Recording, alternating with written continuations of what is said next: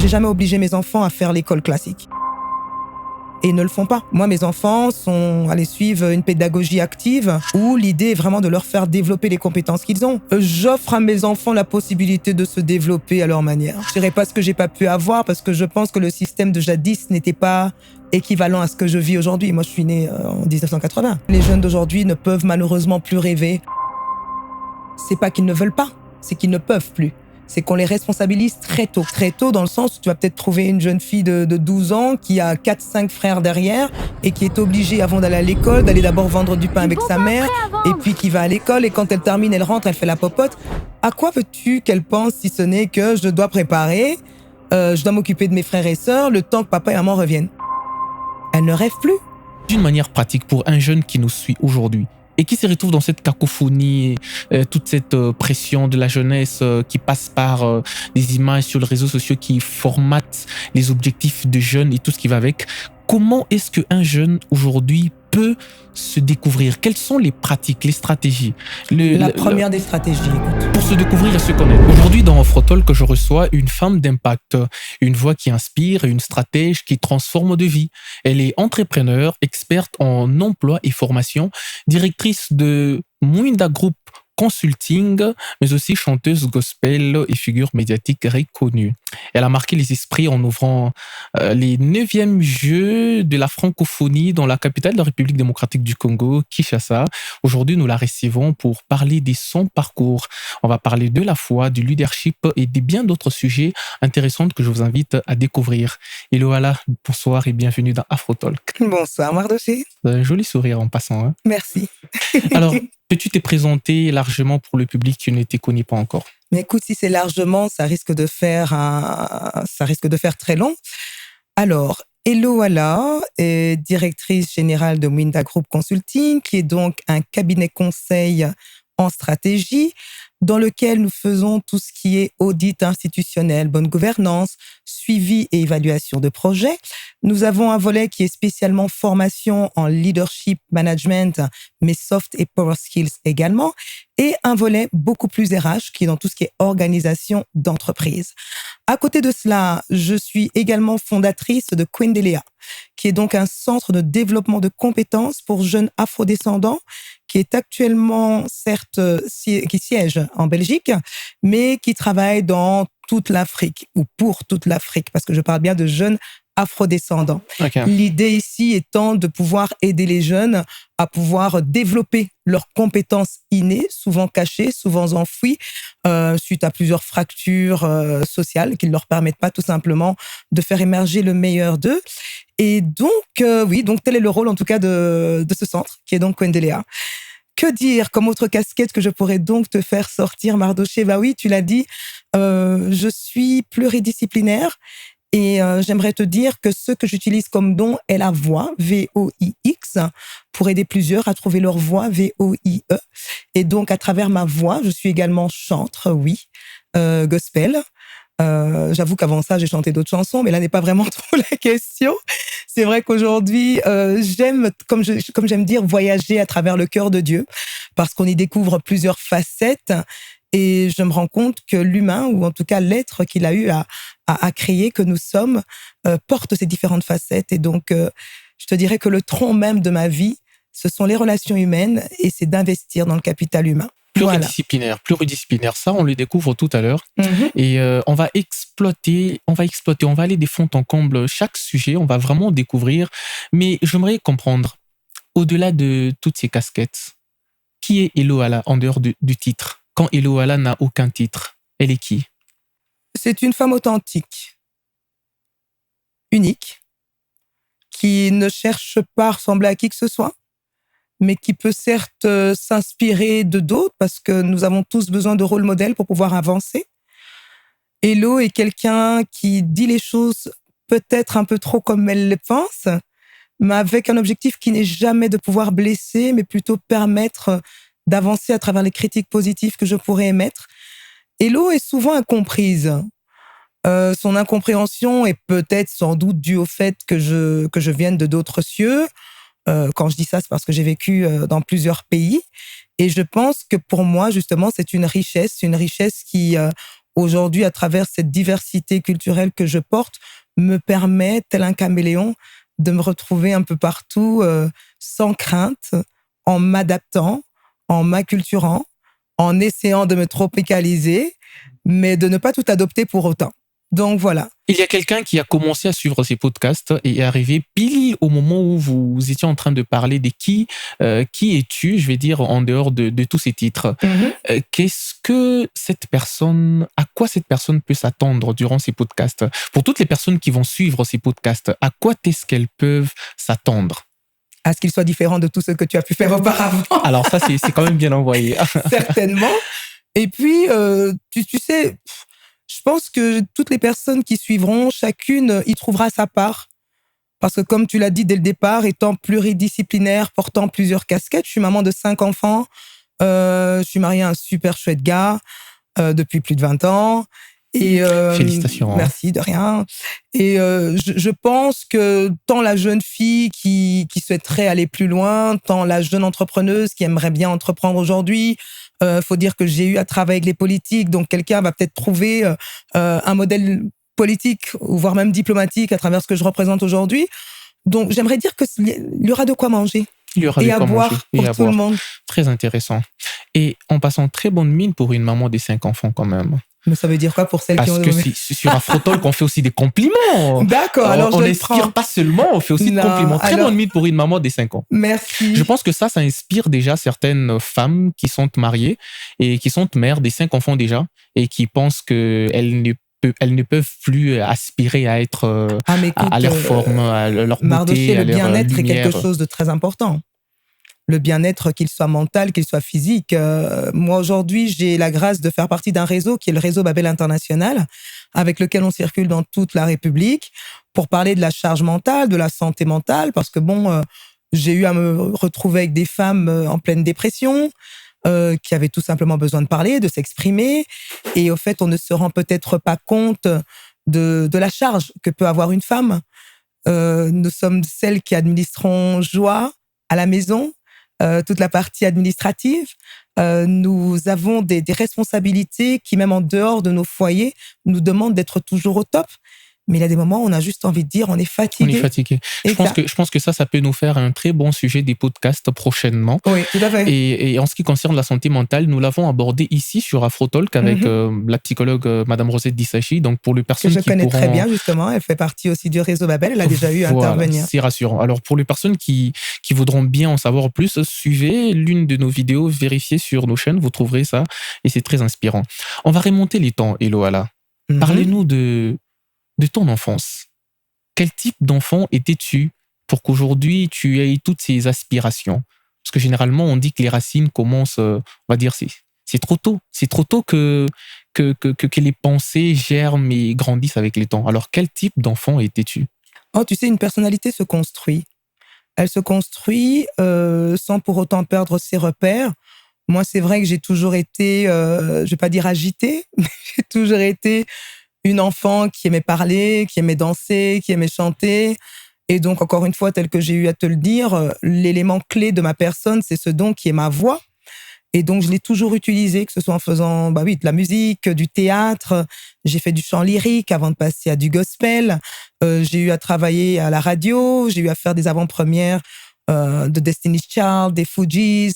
Qu'est-ce que j'ai fait? J'ai fait le lancement d'une chaîne sur Bruxelles qui est Plug RTL, qui existe encore. Donc voilà, je veux dire, Hello ne s'est jamais perdu. C'est juste que la vie nous offre des expériences diverses. Et je pense que quand Dieu a un plan, il finit toujours par te ramener sur cette voie qui est tienne. Il finit toujours par se ramener vers aller sur cette voie sur laquelle tu vas pouvoir réellement accomplir ta mission. Et moi, aujourd'hui, je pense que j'y suis. Eloala, dès ce que tu dis, tu nous donnes l'impression de n'avoir pas tâtonné, de n'avoir pas hésité, de n'avoir pas cherché à te découvrir. Ce qui est d'ailleurs le cas pour beaucoup des jeunes gens qui se recherchent encore, qui veulent encore découvrir leurs talents et leurs dons. En t'entendant parler, ce n'a pas été ton cas. Est-ce que c'est parce que tu as été dans un environnement qui t'a aidé facilement à comprendre à quoi tu étais destiné, ou à quel moment tu as compris que ta voix était ton arme la plus fatale? Non, c'est plutôt une perception que tu as. C'est-à-dire que nous avons tous, et heureusement que c'est humain, tous des hauts et des bas et on cherche tous à se découvrir. C'est-à-dire que moi, je fais partie d'une famille classique. Je suis la troisième sur une fratrie de 6. J'ai eu un papa qui, nous a tous demandé de pouvoir aller à l'école, le truc classique. Moi, je voulais chanter depuis longtemps, mais il ne me l'a pas permis. C'était, tu es obligé d'aller à l'école, de bien réussir, et seulement si tu réussis, tu pourras chanter. Mais le problème, c'est que c'est pas un problème. C'est que quand tu as vraiment ce don-là, ou ce feu, va-t-on dire, qui brûle, que tu le veuilles ou pas, tu ne veux pas le conserver. Il faut que ça éclate. Et moi, ça éclatait dans tous les sens, au point où je fouillais à la maison pour aller travailler en studio avec mon grand frère, qui rappait également avec des stars du rap français.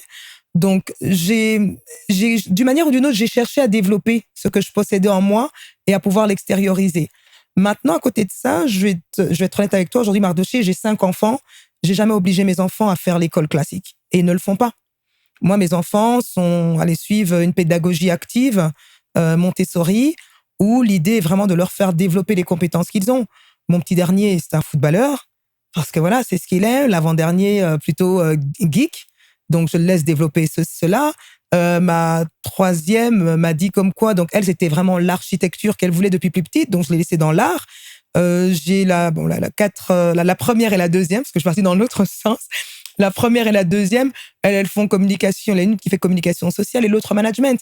Donc, aujourd'hui, je pense qu'on a cette grâce de nous retrouver avec un éventail de types de formation, de types d'enseignement qui permet à nos enfants de pouvoir se développer. Et je pense que j'aurais eu une frustration énorme de ne pas permettre à mes enfants de faire ce qu'ils veulent faire. Alors moi, aujourd'hui, je m'entends super bien avec mon papa et ma maman, ne t'inquiète pas. Mais c'est vrai que je me dis que si j'avais pu développer ces compétences plus tôt, je serais quelqu'un d'autre aujourd'hui. Et donc, tu offres à tes enfants ce que tu n'as pas pu avoir? J'offre à mes enfants la possibilité de se développer à leur manière. Ok. Voilà, je dirais pas ce que j'ai pas pu avoir parce que je pense que le système de jadis n'était pas équivalent à ce que je vis aujourd'hui. Moi, je suis né en 1980.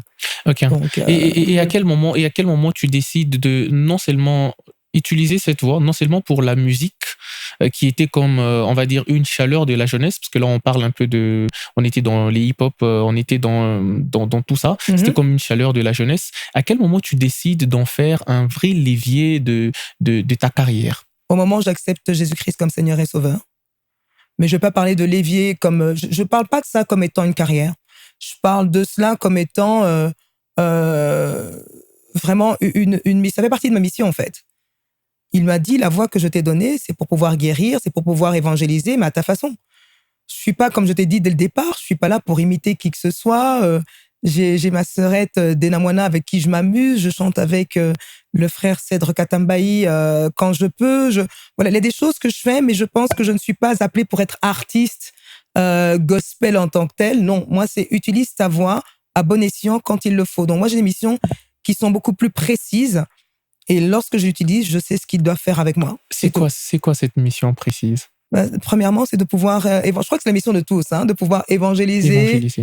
Guérir. Et moi, personnellement, je sais que j'ai ce don-là de guérison à travers la voix lorsque je chante. Parfait. Tu décides de te lancer dans l'entrepreneuriat. Je décide. En quelle année ça commence? Et d'où vient Mwinda Group Consulting?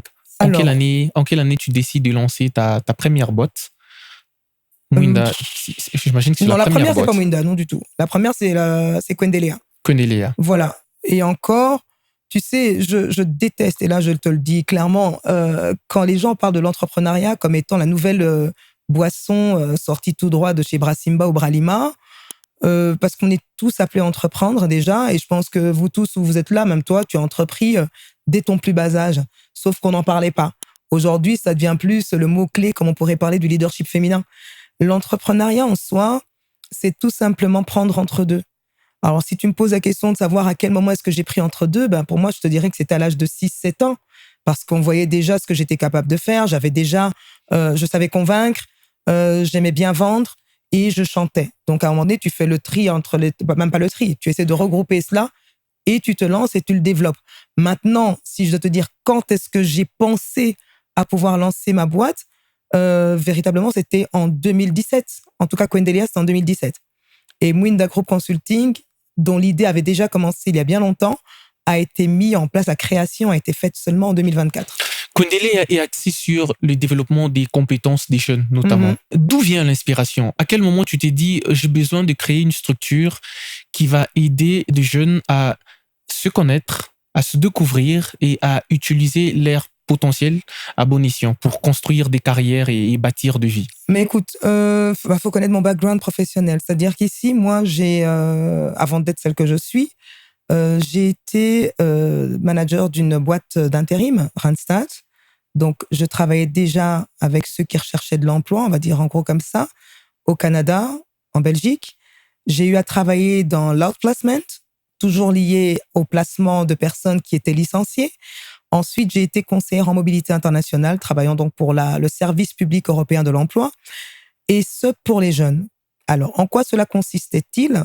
C'était de veiller à placer en emploi, tout comme en formation, des jeunes européens partout en Europe, à travers un fonds qu'on appelait le Fonds social européen.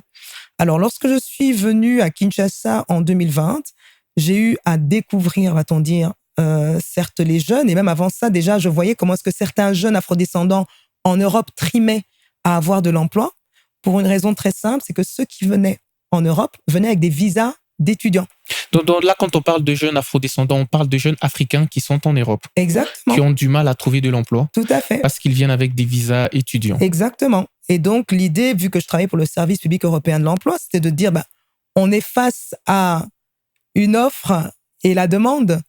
Et là, il s'avère qu'on a des jeunes compétents. Pourquoi est-ce qu'on va faire en sorte de faire, comme on parlait de la fuite des cerveaux, pourquoi les faire partir si on peut les utiliser?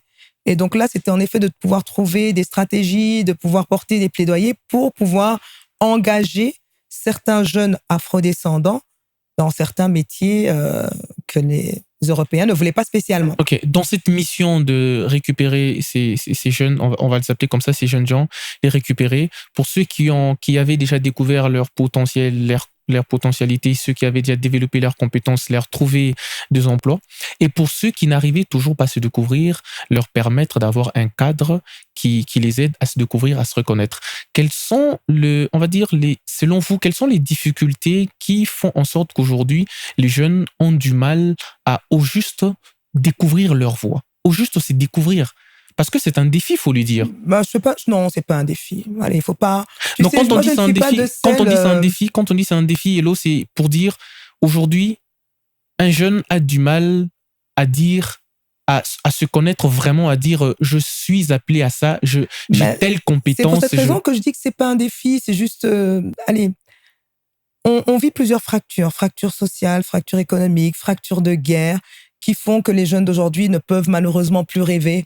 C'est pas qu'ils ne veulent pas, c'est qu'ils ne peuvent plus. C'est qu'on les responsabilise très tôt. Très tôt, dans le sens où tu vas peut-être trouver une jeune fille de 12 ans qui a 4-5 frères derrière et qui est obligée, avant d'aller à l'école, d'aller d'abord vendre du pain avec sa mère et puis qui va à l'école et quand elle termine, elle rentre, elle fait la popote. À quoi veux-tu qu'elle pense si ce n'est que je dois préparer, je dois m'occuper de mes frères et sœurs le temps que papa et maman reviennent? Elle ne rêve plus. Et c'est pareil pour certains garçons. Alors, moi, c'est pas une question de ne pas y arriver. C'est juste que les jeunes d'aujourd'hui, malheureusement, n'ont plus de rôle modèle et on ne leur permet plus de rêver. On ne leur permet plus de pouvoir voir grand. Et c'est là où, je veux dire, des gens tels que moi, parce qu'il y a plusieurs structures qui existent, je connais la structure, la SBL Matumaini, qui existe et qui permet justement à des jeunes filles, à des jeunes hommes également, de pouvoir se redécouvrir autrement à travers des formations. Combien de formations qui existent, mais qu'on ne fait pas? On va te parler plus de l'IA aujourd'hui, oui, d'accord, mais va pas donner une formation de l'IA au fin fond de Boende ou à la Chopo. Tu vois ce que je veux dire? C'est qu'à un moment donné, il faut qu'on soit, même nous, qui sont un peu plus matures, on va dire ça comme ça, ou âgés, qu'on puisse arriver avec des solutions répondant au contexte réel de ces jeunes. Et dans votre cas, c'est quoi ces solutions que vous avez mises en place dans cette structure qui ont permis à ces jeunes de se découvrir vraiment, découvrir leur voix vraiment, parce que c'est comme une forme d'orientation, on va dire, de se découvrir vraiment et s'orienter dans une carrière qui est en rapport avec leurs dons, leurs talents ou leurs compétences? Alors, j'aime beaucoup parce que tu as répété vraiment 4 fois. Alors, je vais te dire une chose. Tu apprends un enfant, n'est-ce pas, à marcher en lui tenant la main à ses débuts, quand il est en train d'hésiter là. Mais à un moment donné, il faut qu'il avance tout seul. Et c'est malheureusement le problème que je retrouve avec plusieurs jeunes. C'est que tu leur donnes les outils, tu leur expliques comment faire fonctionner ces outils ou comment les utiliser, mais ces derniers s'attendent à ce que tu puisses faire les choses pour eux. Et ça, c'est quelque chose que je ne fais pas. Alors, moi, je dis à celui qui veut, peut. C'est tout simplement ça. Je suis très dure avec les jeunes que je côtoie. Et pour ceux que je côtoie, pour ceux que je forme, ceux avec qui je discute, ils y arrivent. Alors, tu vas me dire, la structure en soi, qu'est-ce qu'elle permet? Tu m'as posé une question qui était la première. Hello, qui es-tu? D'accord? Le qui es-tu part de l'identité, par des valeurs, par de certaines lois, d'éthique, de nos origines. Une fois que tu as cela, tu peux déjà facilement savoir qui tu es. Par la suite, il y a une chose que je dis très souvent aux jeunes. Quand tu te lèves le matin, quelle est la première chose que tu as envie de faire? Toi, personnellement. Dis-moi, Mardoché. La petite prière. Tu dis? La petite prière. Ok, une fois que tu as fait ta prière, ça c'est la question que tous les enfants congolais me disent. Le blanc ne va jamais te répondre comme ça. Après ta prière. Alors moi, je vais être très franc. Ouais. Chaque matin, après ma petite prière, je touche mon téléphone. Ok. Communiquer. D'une manière ou d'une autre. Quand je dis communiquer... Pas forcément communiquer. Je touche mon téléphone pour voir si j'ai reçu des informations nécessaires la nuit qui ça reste de la communication, mon cher Mardoché. Donc, voilà. On ne va pas jouer sur les mots, ça reste de la communication. D'accord? C'est ton domaine, oui ou non? Effectivement, c'est mon domaine. C'est tout ce que j'ai à te dire.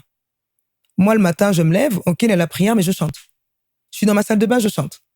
Ok, donc je vais dans ma cuisine, je chante. Donc moi, encore une fois, c'est quelque chose que... Et bon, encore une fois, c'est ce que tu découvres très tôt. Très tôt. Et je te l'ai dit. Yeah. C'est la première des choses que je faisais. Moi, on me disait, Hello, tais-toi, tu n'arrêtes pas de crier. Hello, tais-toi, tu n'arrêtes pas de chanter. Dès que j'étais petite, des gens me le disaient. Donc, ce que l'on fait le matin, lorsqu'on se réveille, c'est sur quoi on porte de l'intérêt lorsqu'on se réveille. En tout cas, l'une des choses, tu vas me dire, il y a certains qui vont me dire, je fais ma prière, j'arrange mon lit, je choisis mes vêtements, etc. Mais même ça, une personne qui fait ça, c'est une personne qui est organisée. Donc, ce sera l'organisation qui sera mise en avant. Allez, encore une fois, c'est parce qu'on n'y pense pas. Moi, je me rappelle en 2000, il y a quelques années en arrière, tu as peur de donner la date? J'ai même eu des moments de prière. Parce que bien évidemment que je suis croyant. J'ai même eu des moments de prière où les sujets de prière, c'était de découvrir ma voie, ma vocation. C'est quand je venais à peine de finir mon cursus universitaire. Et donc, aujourd'hui, d'une manière pratique, moi, j'ai peut-être pu trouver ma voie. Mais d'une manière pratique, pour un jeune qui nous suit aujourd'hui et qui se retrouve dans cette cacophonie, toute cette pression de la jeunesse qui passe par des images sur les réseaux sociaux qui formatent les objectifs de jeunes et tout ce qui va avec, comment est-ce qu'un jeune aujourd'hui peut se découvrir? Quelles sont les pratiques, les stratégies? La première des stratégies, écoute. Pour se découvrir et se connaître sa voie. Non, la première des stratégies, c'est une question de sacrifice, c'est une question de volonté, c'est une question de se séparer. C'est ce que le jeune déteste faire, être seul. Tu ne te découvres pas dans le bruit. Parfait, il faut être seul, je compte. Sois seul. Okay. Apprends à être seul. Okay. Apprends à aimer être seul. Ce que malheureusement, peu de jeunes savent faire. Une fois que tu es seul face à toi-même, tu verras, tu sais à qui tu parleras? À toi-même. Et c'est à ce moment-là que tu vas commencer à te découvrir. Si toi, tu arrives là, Mardoché, à être devant moi et à me poser des questions, c'est parce que tu veux des réponses. Prends-toi un miroir et fais la même chose. Tu auras tes propres réponses. Ok. C'est tout ce que j'ai à dire aux jeunes. Faut pas aller... Il n'y a pas de... Allez, c'est pas une équation mathématique, mais non. Ouais. On est trop dans les complications. Il n'y a aucune complication à avoir si ce n'est que d'être devant un miroir et dire, OK, qu'est-ce que j'aime faire? Prends le temps d'y penser. Qu'est-ce que je n'aime pas faire? Prends le temps d'y penser. S'il y a une chose que le jeune n'aime pas faire, c'est écrire. Prenez une feuille, prenez un bic, divisez cette feuille en 2, plus, moins, ce que j'aime, ce que je n'aime pas, et apprenez à noter. Une fois que vous avez noté, vous faites la balance des deux. Et cela vous permettra exactement de savoir quelle voie vous devez emprunter. C'est aussi simple que bonjour. Il n'y a rien de difficile. La seule chose, c'est qu'on ne prend pas le temps de le faire. C'est qu'on a peur parfois d'être seul face à soi-même. Il est grand temps que les jeunes apprennent à être seuls, apprennent à choisir les bons compagnons de route. Arrêtez d'imiter. Soyez authentiques. Soyez vous. Est-ce que, Hello, tu penses que notre pays ne nous permet pas d'être nous et d'exploiter nos talents? Parce qu'aujourd'hui, il faut le dire, beaucoup des jeunes gens perdent leur voix ou ne se retrouvent pas parce que à un moment donné, il faut bien que l'on vive. Il faut bien que l'on ait de moyens de survie. Et parfois, notre talent ne peut pas nous permettre de survivre. On ne peut pas vivre de notre talent ni de notre vocation. Ce qu'on se retrouve Est-ce une affirmation? C'est une affirmation. Sur base de statistiques? Sur base de statistiques. Qui disent et qui viennent d'où? Attention, tu es dans la communication, ben oui, cher ami. C'est constaté parce que moi, je suis un observateur social, notamment de la jeunesse, parce que j'en fais partie. Et je vois beaucoup de jeunes qui sont pétris des talents, mais tu le trouves en train de faire une activité parce qu'il doit manger, il doit vendre telle ou telle chose. Mais ça fait partie de... Mais non, mais il ne faut pas confondre les choses. Mais pendant ces temps, il ne développe pas son talent, son don, il ne les développe pas. Ses dons est enfouis en lui. Mardoché, je t'aime beaucoup. Comme ça, tout le monde va savoir que j'aime beaucoup Mardoché. C'est réciproque. C'est réciproque. Non, il faut faire très attention à ce qui est dit. Parce que tu as commencé ta phrase en disant « Penses-tu que ce pays, c'est pas le pays qui fait bouffer les gens ou c'est pas le pays qui empêche à qui que ce soit de se développer? » Parce que moi, je connais des jeunes qui se développent. D'accord? Tu m'as posé la question juste avant celle-ci. Qu'est-ce qu'il faut qu'ils fassent? Soyez seul face à vous, posez-vous les bonnes questions, réfléchissez, entourez-vous des bonnes personnes, frappez aux portes, ayez de l'audace, osez. D'accord? Maintenant, est-ce que c'est le pays qui empêche? Le pays n'est pas un être humain, n'est pas une personne, il ne bouffe pas. J'ai parlé de fracture sociale, j'ai parlé de fracture économique, j'ai parlé de fracture de guerre. Parce que moi, j'ai beaucoup formé à Goma et je peux te dire que je me suis retrouvée face à des jeunes, mais résilients et incroyables, ayant un talent de fou qu'ils ont réussi à développer malgré ce qui se passe de l'autre côté. D'accord? Alors, tu me dis, il y a des jeunes qui travaillent ou qui se sentent obligés de travailler et qui, du coup, mettent ce qu'ils pourraient développer de côté. Leur don, leur vocation. J'aimerais te dire que c'est une question de temps. Et c'est même parfois ce par quoi est-ce qu'ils se doivent de passer pour acquérir la maturité qu'il faut pour extirper ce qu'il y a de meilleur. Et des fois, on ne se rend pas compte parce qu'on a l'impression que c'est d'un claquement de doigts que les choses se font. On ne se rend pas compte parce qu'on s'attend à tout recevoir également. Des fois, il faut se battre. Et malheureusement, le jeune ne veut plus se battre. Alors oui, quand le jeune travaille, il ne travaille pas parce qu'il a envie de travailler, il travaille parce qu'il doit aider. Survivre. J'aime pas le mot survivre, faut arrêter. Nous vivons. Moi, j'ai mes filles, elles ont 20 ans, 19 ans, elles font des jobs étudiants, maman travaille, papa travaille, elles ne survivent pas. Elles apprennent ce qu'est la vie à travers ces jobs étudiants. Ici, dépendamment des situations des uns et des autres, oui, les gens cherchent à vivre. Faut arrêter le mot survivre. Ça dépend des situations des uns et des autres. Et moi, je suis contre le fait qu'on mette tout le monde dans le même bassin, tout le monde dans le même panier. Parce que là, du coup, c'est comme si on voulait donner une image négative de ce beau pays que nous sommes. Et j'ai pas dit dans lequel nous sommes, que nous sommes. Et c'est ce que les jeunes doivent apprendre à faire aujourd'hui, à faire plutôt le branding et pas être plaintif tout le temps. Parce que là, on est dans le complaining. Oui, le pays va mal, alors du coup, on n'arrive pas à faire ceci. Oui, on va vous parler du gouvernement un jour, on va vous dire le coupure d'eau, on va vous parler d'électricité, peu importe les problèmes qu'on va me faire sortir. Moi, j'aimerais dire, tu as la foi, tu as cette volonté, avance et marche, c'est tout. Alors, ça peut paraître abstrait, certainement, mais j'ai appris, moi, j'ai un verset que j'aime et qui me décrit, qui est Nombre 14, 28, « Hello, je te ferai selon ce que je t'aurai entendu dire. » Lorsque je dis une chose, je vais être discipliné et de faire ce que j'ai dit pour pouvoir réussir. Parfait. Hello, est-ce qu'aujourd'hui, tu penses que se découvrir, développer son potentiel ou son talent ou même son don est le meilleur moyen de réussir dans la vie? C'est pas le meilleur moyen. C'est l'un des moyens qui peut t'aider à. Parce que tout dépend de ce que toi tu entends par réussite. Hein. C'est quoi la réussite pour toi, Mardoché? Moi, j'ai une très belle définition de la réussite. Je t'en prie. Mais cette question, je l'ai réservée pour toi à un moment donné. Non, parce que moi, personnellement, je déteste ce mot, celui de la réussite. J'ai rencontré une dame qui, depuis plus de 30 ans, vend du pondou au marché et elle aime ça. c'est pas qu'elle gagne plus, c'est pas qu'elle gagne moins, mais c'est quelque chose qu'elle aime faire. Est-ce qu'on va parler de réussite? Je ne sais pas. Quelqu'un d'autre va dire, mais elle aurait pu faire autre chose, ouvrir un magasin. Non. Je crois que chacun a le droit de pouvoir donner une définition qui lui soit propre du mot réussite, du mot richesse. Et pour moi, je pense que la plus belle réussite, c'est cette satisfaction que l'on a de se dire que l'on a accompli quelque chose. Non pas seulement pour soi, mais le fait d'être une bénédiction, une source pour d'autres. Parfait. Alors, Hello, tu es experte en formation et emploi. Qu'est-ce que ça veut dire au juste, d'une manière simple? Quand on est experte en formation et emploi, à quoi consiste son travail? C'est-à-dire qu'ici, mon travail, ou ce que je faisais plus précisément en tant que conseiller en mobilité, c'était de pouvoir trouver des stratégies permettant justement à des chômeurs ou à des personnes désireuses de trouver de l'emploi, de pouvoir allier donc l'offre à la demande.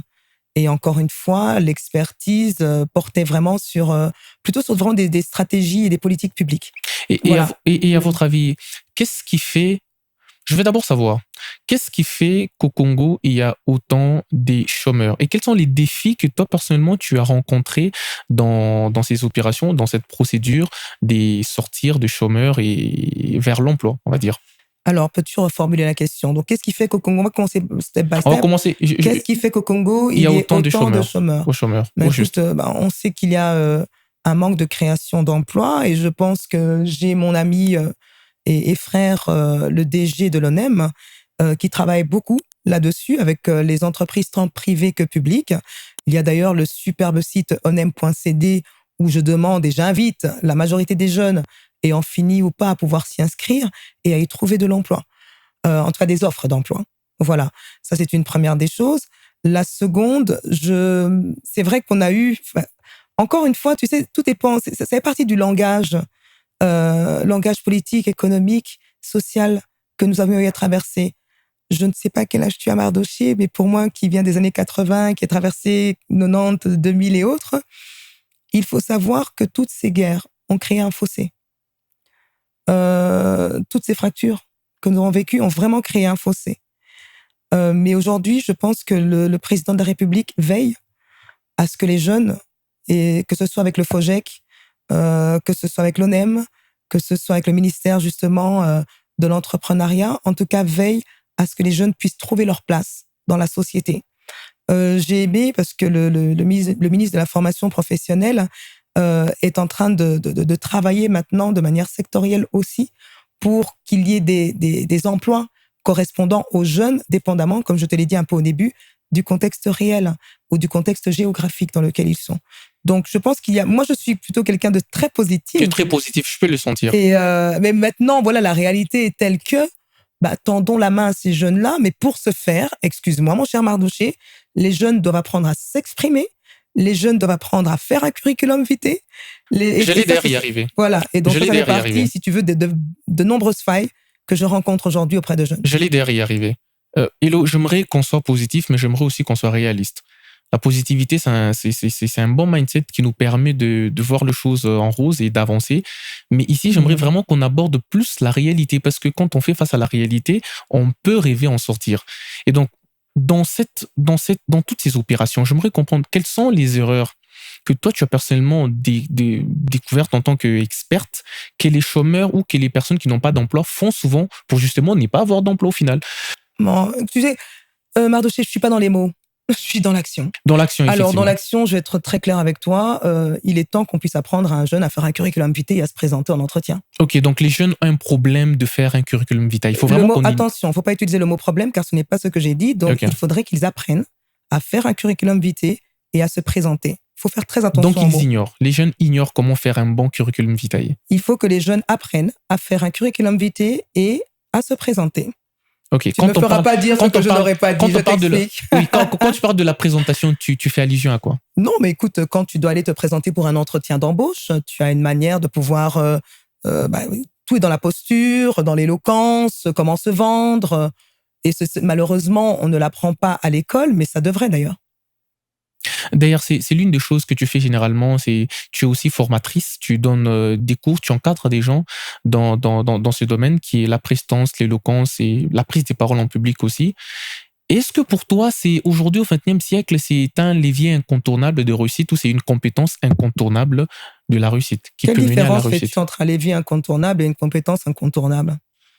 Parce que cela permettra peut-être que je Les puisse mots, répondre. les mots sont pareils. Dans Non, mais dans ce cas, il faut faire très attention. dans Tu mon vois, contexte, Mardoché, excusez-moi, chers téléspectateurs, Mardoché, il est adorable dans ses questions, mais il veut me perturber. Alors, je t'explique.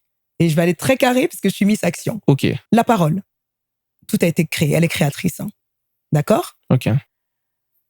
Et il est important, lorsque tu es face à une situation, de savoir quels sont les mots que tu vas utiliser pour pouvoir résoudre la situation ou être fournisseur de solutions. Là, ici, je te parle d'un jeune qui se présente à un entretien d'embauche. Très souvent, les jeunes qui viennent, par exemple, vers moi, me disent « Ah, maman Hello, je cherche un boulot. Ok, qu'est-ce que tu veux faire? Ah, peu importe. Je te prends pas. Parce que peu importe, tu sais quoi, j'ai besoin de quelqu'un pour ramasser les bouteilles qu'il y a chez moi. Est-ce que tu le feras? On en revient à ce que tu m'as dit dès le début. Savoir ce que tu veux. Une fois que tu sais ce que tu veux, j'invite les jeunes à aller apprendre les éléments de langage autour de ce que l'on veut. Je veux être administrative. Ok, qu'est-ce qu'un administratif? Aller à l'information. Peu de gens vont à l'information. Une fois que tu as les éléments qui vont autour de cette fonction que tu souhaiterais exercer, il te sera beaucoup plus facile et beaucoup plus à même de pouvoir te présenter, de dire bonjour, je me présente, Madame Eloala, je souhaiterais travailler en tant que responsable administratif au sein de votre entreprise. Et par la suite, tu auras tous les mots clés qui vont faire que l'on soit impressionné ou pas parce que tu auras dit. Mais comme je te dis, mon cher Mardoché, malheureusement, cela ne s'apprend pas sur le banc de l'école. Il faut faire des formations. Alors, est-ce que je vais te parler de formation? Écoute, oui, ça s'appelle former, ça s'appelle apprendre, ça s'appelle se renseigner. Il y a plusieurs termes qui vont autour de ça. Est-ce qu'il faut vraiment une formation autour de ça? Faut différencier. Faut hein. différencier. Formation, oui, il faut vraiment différencier. Hello, donne-nous 3 compétences que tu juges nécessaires en tant qu'experte en emploi et en formation, que tu juges nécessaires aujourd'hui qu'un jeune doit avoir, ne serait-ce que développer pour espérer avoir des chances d'avoir un emploi au Congo. Il précise, écoute, 3 compétences, je sais pas si on peut appeler ça une compétence, hein, mais la crédibilité pour moi, elle est importante, c'est-à-dire que soit ce que tu dis ou réellement ce que tu es. On aime s'inventer des vies. À un moment donné, il faut arrêter. Donc, être crédible. Une autre compétence, c'est, je dirais la loyauté. C'est quelque chose qui s'apprend, mais qui est très importante dans le milieu du travail. Et l'intégrité. Alors, je ne sais pas si tu vas voir comme ça comme des compétences ou des valeurs, mais je dirais un plus que c'est plus des valeurs que des compétences. Mais je pense qu'elles sont importantes parce qu'elles accompagnent la personne que tu es. Les compétences qui se développent sont propres à chacun. Je ne veux pas dire qu'il y a 3 compétences clés, non. Je pense qu'il m'est arrivé, par exemple, moi, d'engager une merveilleuse personne, elle s'appelle Julia, en tant qu'assistante. Elle n'avait aucune compétence. Tu sais pourquoi je l'ai prise? Pour son sourire. Elle avait le sourire. Donc, alors, c'est vraiment pour te dire comme quoi il faut... on peut avoir du boulot juste parce qu'on a un beau sourire. Les gens qui ont des beaux sourires, il faut les postuler. Mais c'est vrai, au fait. Tu sais, des fois, on cherche juste, dépendamment de l'employeur, tu peux juste chercher... moi, j'avais besoin d'avoir quelqu'un qui soit posé à côté de moi, qui soit calme, en tout cas, qui m'apporte ce calme, parce que je suis quelqu'un d'assez speed. Et cette femme, elle est arrivée devant moi, elle avait le sourire, et je lui ai dit, écoute, pas de souci, je vais t'apprendre. Et j'ai appris. Je lui ai appris le métier. Et aujourd'hui, je peux te confirmer qu'elle continue, elle travaille pour un autre DIRCAB, et ça se passe superment bien. Mais Hello, quand on rentre dans notre contexte congolais, comme je le disais tout à l'heure... Non, mais elle est au Congo, effectivement, elle est bel et bien à Kinshasa. Effectivement, quand on entre dans notre contexte en nous, les 3 valeurs ou les 3 compétences que tu viens de présenter tout à l'heure, la crédibilité, la loyauté et l'intégrité, comment on fait pour présenter cela à un employeur qui ne nous reçoit d'abord que par un document qui nous présente, nous, dans notre curriculum vitae. On n'écrit pas je suis loyal, je suis intègre, il n'y a rien qui Mais démontre non, ça. mais c'est très clair. Mais C'est très simple, j'aimerais Mardoché. plutôt parler des compétences pratiques, Hello. Elle Des est pratique. compétences Non, pratiques. écoute, elle est pratique parce qu'à un moment donné, je te poserai des questions sur ce que tu as écrit. À toi d'être crédible, oui ou non? Tu vas pas m'inventer une vie. Si je te pose des questions, tu me dis, voilà, j'ai eu à travailler pour tel gouverneur, j'ai eu à faire ça, ça, ça, ça. Si je te pose des questions, tu as intérêt à pouvoir y répondre. Et correctement. Donc la crédibilité, à un moment donné, tu la vends quand tu l'ouvres. C'est pour cette raison que je t'ai parlé de la parole. Et comment je vends la loyauté devant l'employeur alors que c'est notre premier rendez-vous et qu'il est en train de me poser des questions dans un domaine particulier? La crédibilité, c'est vrai, c'est une concordance de ce qu'il est en train de lire Et de ce que que je suis en tu es en train train de de dire. lui dire. Et la Exactement. loyauté, comment on la prouve? La loyauté, je ne dirais pas comme quoi ce serait spécialement à toi de la prouver, mais on demande souvent des références. Ce sont ces personnes-là qui vont me dire si oui ou non tu auras véritablement Les été anciens l'employé. employeurs. Exactement. Tu auras été, je veux dire, loyal ou intègre même dans l'emploi précédent que tu as eu. Et encore une fois, c'est à travers la communication orale que cela se sera. Maintenant, je te dirais, si tu veux, parce que tu insistes vraiment sur tes dites compétences, je te dis, c'est différent d'une personne à une autre, c'est différent d'un employeur à un autre. Je te parle de la posture. La manière dont une personne va entrer va me dire si oui ou non elle est apte ou si elle veut même l'emploi pour lequel elle vient. Je te dirais justement l'éloquence. La manière dont la personne va commencer à parler pourra t'assurer ou te rassurer si ce qu'elle dit vaut la peine, d'être entendu ou si tu la mets directement à la porte parce que cela n'aura pas été. Maintenant, je pars du principe que l'intelligence, pour moi, elle ne se calcule pas dès le premier regard parce que tu as de beaux parleurs. Et encore une fois, j'insiste, j'aime l'art oratoire, autant les personnes qui parlent trop m'ennuient très vite. Est-ce que tu penses que toi aussi tu ennuies très vite? Je n'ai pas d'amis, donc personnellement, je sais pas qui est-ce que j'ennuierais, mais si c'est le cas, qu'on vienne me Parce le que dire. ça serait paradoxal d'aimer l'art oratoire, d'être dans cet art et en même temps d'être ennuyé par les personnes qui pratiquent. Non, mais l'art oratoire ne peut pas dire parler beaucoup. Hein. Ça faut arrêter. Non, L'art oratoire, il y a une très grande différence. Ouais, il y a une très grande différence. Là, je suis d'accord. Je côtoie des hautes personnalités. T'en as beaucoup qui sont ce qu'on appelle des leaders visibles, qui vont aimer parler, aimer publier, mais qui n'ont rien dans la tête pour autant, donc ils peuvent facilement t'ennuyer. Tu as des leaders qui sont par contre crédibles, sur lesquels tu vas directement poser un sujet, ils vont te répondre au sujet avec les mots justes. Là, tu peux te dire que cette personne a l'éloquence et l'art oratoire qu'il faut. Non, mais elle aussi, ça peut te rassurer. Autant tu parles, autant on va dire, tu enseignes, tu édifies, tu partages tes expériences. Donc, je suis peut-être pas dans ton cercle d'amis, mais je t'aurais dit que tu n'ennuies pas du tout. Tu n'ennuies pas du tout. Au contraire, tu es très inspirante. Mais écoute, on va pas se mentir. Hein, on n'est pas là pour plaire à tout le monde. Effectivement. D'accord? Tu me parlais d'être cash. Moi, je ne cherche pas à plaire à qui que ce soit. Je te l'ai dit dès le départ, je suis authentique, donc je reste moi. Tu m'aimes, gloire à Dieu, tu ne m'aimes pas, gloire à Dieu. Parce qu'on a besoin de gens qui ne nous aiment pas pour avoir des marchepieds et encore aller plus loin. Et moi, je me sers de ces personnes-là. Maintenant, l'idée n'est pas de se faire des ennemis pour autant. L'idée est de voir comment fédérer des idées, fédérer des personnes et créer quelque chose, créer un mouvement. Moi, je suis de celle. Donc, rester dans l'objectivité et avancer. Alors, Hello, tu as l'honneur d'ouvrir le 9e jeu de la francophonie à Kinshasa, capitale de la République démocratique du Congo. Yeah. Qu'est-ce que cela a représenté pour toi? Oh, ça a été un... D'abord, au début, je ne m'y attendais pas du tout. C'est mon grand ami et coach à la fois, Henri-Désiré Nzouzi, qui m'a gentiment demandé de pouvoir l'accompagner à partager cette belle expérience.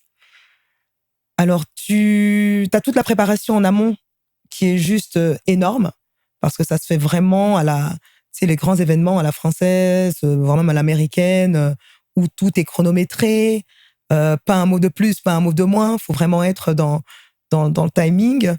Et à côté de cela, c'est de se dire que tu ne vas pas être vu par 2 personnes, 3, 5, mais des millions de personnes, et ce à travers la planète entière, en tout cas toute la partie, en tout cas francophone certainement.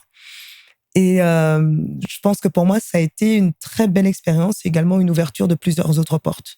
Cet événement t'a créé une visibilité énorme, tel que tu viens de le dire. Comment tu gères la pression liée à la visibilité juste après cet événement? Alors, visibilité énorme. Comme je te l'ai dit auparavant, j'ai pas vraiment fait cas de ça. parce que j'étais déjà dans le milieu public depuis longtemps. Je t'ai dit comme quoi j'ai fait des avant-premières d'artistes connus. Mais c'était quand même différent, donc, le jeu de la francophonie. Oui, je veux dire, ça a été un plus. Ça a été un plus. Maintenant, la visibilité se gère. Ce que tu vas en faire, c'est toi qui le détermines.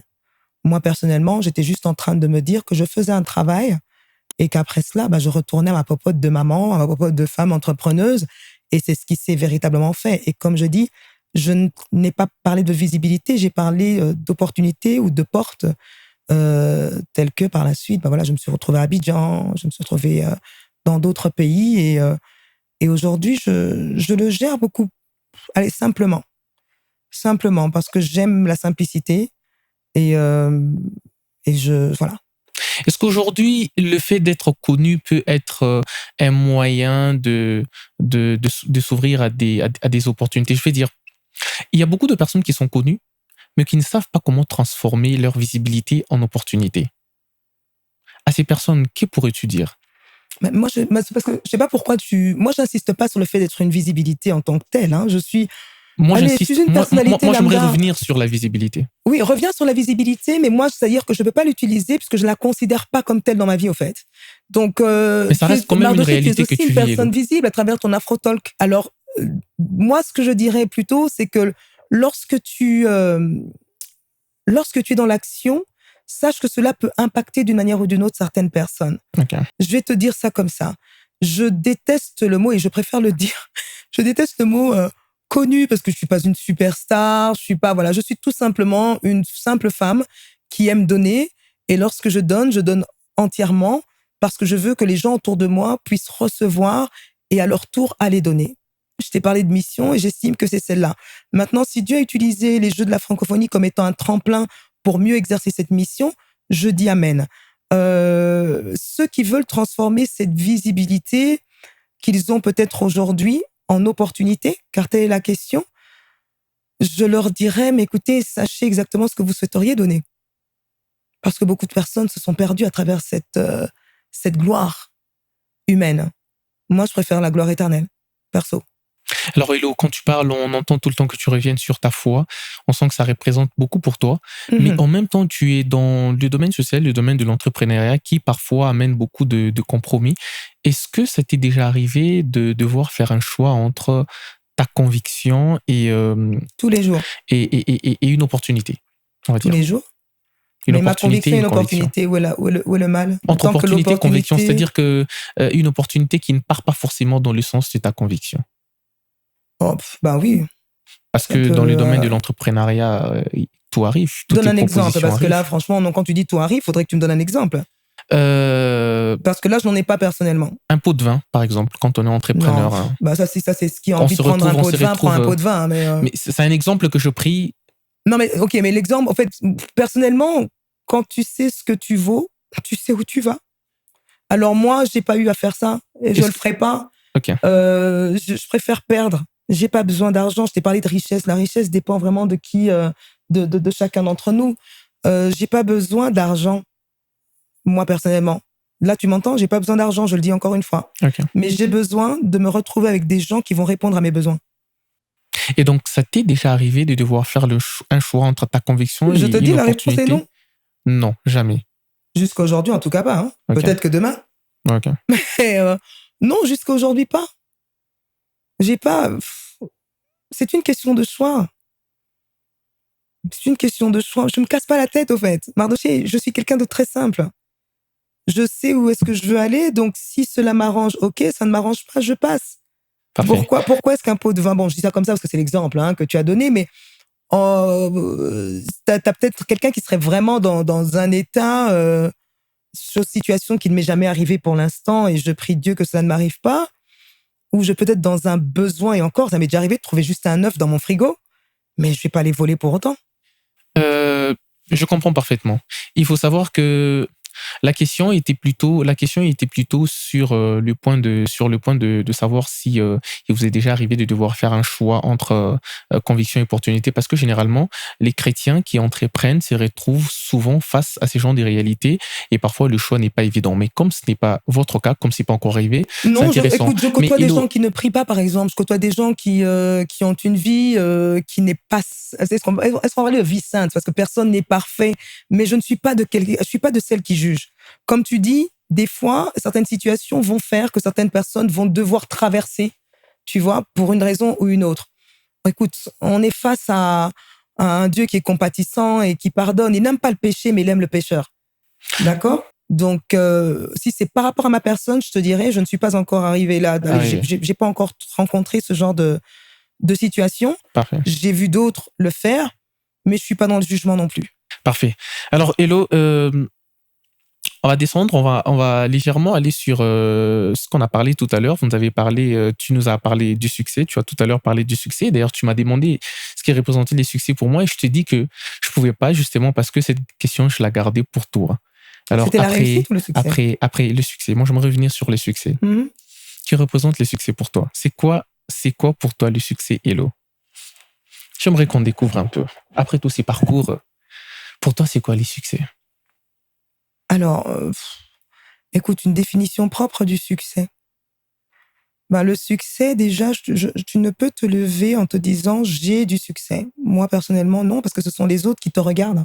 Je crois que le succès, c'est surtout le regard qu'ont les autres vis-à-vis de ta personne et de la réussite que eux se font ou de la perception qu'ils ont de ta personne. Maintenant, si ta question en dessous de celle-là est est-ce que tu penses être successful? Hello, je te dirais je suis heureuse d'être celle que je suis. Je suis heureuse du parcours que j'ai eu. Je suis très heureuse d'avoir eu à échouer à certains moments. Je suis très heureuse d'avoir su comment me relever. Je suis très heureuse d'avoir su me séparer. Je suis très heureuse de savoir avec qui marcher. Et je suis très heureuse de garder le cap et l'objectif que je me suis toujours fixé. Hello, s'il y a une vérité aujourd'hui que tu aimerais dire aux jeunes qui t'entendent en ce moment, ce serait quoi? Une vérité? Une vérité. Une vérité que tu estimes que les jeunes doivent absolument entendre. Alors moi, j'aimerais vous dire aux jeunes, sachez que vous êtes capables. Ne laissez personne vous dire le contraire. Apprenez à vous relever. Parfois seul, ça fait mal, c'est dur. Mais lorsqu'on a un objectif, on finit toujours, et je dis bien toujours, par y parvenir tant qu'on y met de la volonté. J'aimerais dire comme autre vérité à ce jeune, ne laisse pas la société ou ce que tu vois te détruire, parce qu'il y a toujours de la lumière au bout du couloir. Il suffit juste de savoir où regarder, et je vous invite à regarder dans la bonne direction. Hello, une erreur que tu ne te permettras plus jamais de refaire ou une erreur que tu ne referas plus jamais? De revenir à Afrotalk. Je rigole. Tu as posé? Non. Une erreur que je ferai plus jamais? Oh, la désobéissance. Moi, j'étais rebelle quand j'étais jeune, donc ouais. Écoutez vos parents. Écoutez vos parents. C'est important. Ouais. Parfait.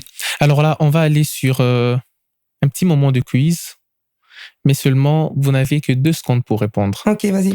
Donc, on ne réfléchit pas. Question, réponse. D'accord? On attaque. Hello, pour toi, succès ou paix intérieure? Paix intérieure. Pourquoi? Écoute, regarde comment je suis. Tu l'as dit, je suis peut-être vieille, mais j'ai l'air jeune. C'est cette paix intérieure qui me rend ce que je suis. Non, pourquoi? Attends, mais est-ce qu'il faut réfléchir là-dessus? Il n'y a même pas de quoi réfléchir, il n'y a pas de quoi répondre. Ok. J'ai envie de vivre longtemps. On passe. Oui. Argent ou mission? Non, mission. Pourquoi mission, Hello? Tu dis? Pourquoi mission? Parce que l'argent vient quand tu sais l'argent vient au fur et à mesure que tu accomplis ta mission. Parce que tu peux avoir l'argent, tu le dilapides en moins d'1 minute, et beaucoup le font. Et après, qu'est-ce qui te reste? Je préfère être dans la mission. Là. Dans la mission. Ouais. Hello, discipline ou motivation? On réfléchit pas, on réfléchit pas. Pourquoi discipline? Écoute, je suis quelqu'un qui a besoin, tu sais, de planifier et d'organiser. Et lorsque je suis sur ma voie, j'atteins toujours mes objectifs. Donc, discipline. Compétence ou réseau? Réseau. Pourquoi réseau pour vous prime que les compétences? Alors, je vais l'expliquer. Moi, mon réseau, c'est une de mes compétences. Ouais. C'est-à-dire qu'étant donné que j'ai l'art oratoire, j'arrive facilement à convaincre et à attirer. Et donc, du coup, je me suis créé un réseau dans lequel j'ai facile à développer mes compétences. Foi ou stratégie? Ah, les deux. Ça peut pas être les deux. Il faut faire un seul choix. Ah bah si. Hein. Il faut faire un seul moi, choix. Mon Dieu m'a dit d'être stratège. Donc, ça fait partie de la foi qui est exercée à travers ma stratégie. Et donc, pour toi, la foi peut être liée à la stratégie? Bien évidemment que oui. Ah ouais, non mais attends. Tu sais, il faut Mardoché, si tu pries réellement, il faut connaître Dieu. Hein. Mais ça, oui. C'est un don même d'être stratège. Tu savais pas? C'est un véritable don d'être stratège. Maintenant, il faut savoir comment l'utiliser. Okay. Ah ouais. Hello, c'était un bonheur de t'avoir reçu dans AfroTalk. C'était un bonheur. Franchement, c'était plutôt un échange qui partait dans tous les sens, mais je pense qu'en même temps, ça renvoyait un message aussi dans tous les sens.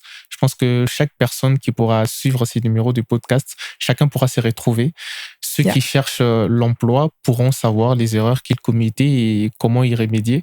Ceux qui cherchent à découvrir leur voie, je pense qu'ils ont des stratégies maintenant pour découvrir leur voie. Et ceux qui ne vous connaissaient pas encore à travers AfroTalk, ils vous ont connu. Alors, je t'ai fait l'honneur de conclure cet épisode en laissant un simple message fort à tous les jeunes. Juste un simple message fort. Et moi, je vais te dévancer en disant simplement aux gens merci d'avoir suivi. C'était Hello Allah aujourd'hui. Merci d'avoir suivi sur AfroTalk. Continuez à nous donner de la force. Abonnez-vous massivement. Activez la cloche des notifications pour ne pas rater les prochaines publications. Et surtout, n'oubliez pas, ce que vous entendez ici, vous ne l'entendrez nulle part. Alors, tâchez de prêter attention et surtout d'échanger vos vies. Cette fois-ci, c'est Hello qui va clôturer cet épisode. Hello, il y a tout le peuple congolais et même le président de la République qui t'entend. Mon Dieu, cher président de la République et tous les jeunes et au peuple congolais. Alors, que dire de cet épisode AfroTalk? Écoutez, il l'a dit lui-même, c'est vrai que c'est parti dans tous les sens, mais je crois que c'est du fait que vous étiez face à une personne explosive, prête à donner sans calcul, entière. Et l'idée est que chacun puisse trouver, tel que j'ai eu à le dire, une facette de ma personnalité qui lui permettrait d'avancer ou du moins d'être solution aux questions que vous vous posez. Alors, pour en savoir plus, j'aimerais vous dire qu'il y aura d'autres émissions, non pas avec moi, mais avec des personnes qui sont, va-t-on dire, le reflet de ma personnalité aussi. Alors, restez connectés et à la prochaine. Et si vous voulez qu'Hello revienne, mettez dans le commentaire. On va la recevoir je ne reviens à nouveau. Pas. On va la recevoir à nouveau pour vous. Merci beaucoup, Hello, d'avoir accepté notre invitation. Merci à toi, Mardoché. À très bientôt. À très vite. Bye bye.